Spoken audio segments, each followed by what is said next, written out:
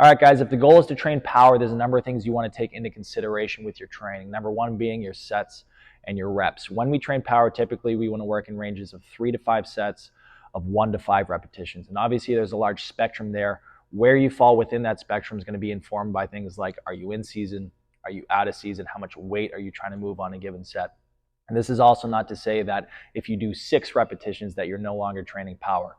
Like with many things in strength and conditioning, there's a lot of gray area and there's a lot of overlap with qualities. However, when you exceed 5, 6, 7, and beyond for your reps, your ability to perform those reps at an intensity required to drive power adaptations is going to reduce with each rep.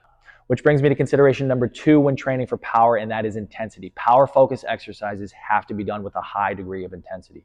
Power is a relationship between force and velocity. So if we're looking to drive power adaptations, we need to produce high forces at high velocities or speeds. So words that might come out of my mouth when I'm training someone through a power focused exercises might be intense, aggressive, violent, fast. Now, obviously we want to work under control and do things safely, but if you're doing your power focused exercises at 80 or 90% intensity, you're going to be leaving a lot on the table in regards to the adaptations that you could be getting.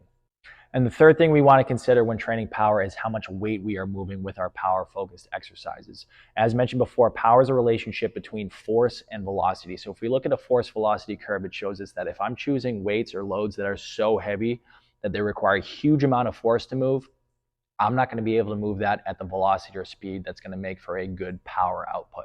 And on the other end of that spectrum, if I'm trying to move loads or weights that are super light, I can move them at high velocities, but that's not going to require the same amount of force output as a much heavier weight. So we want to find ourselves somewhere in the middle.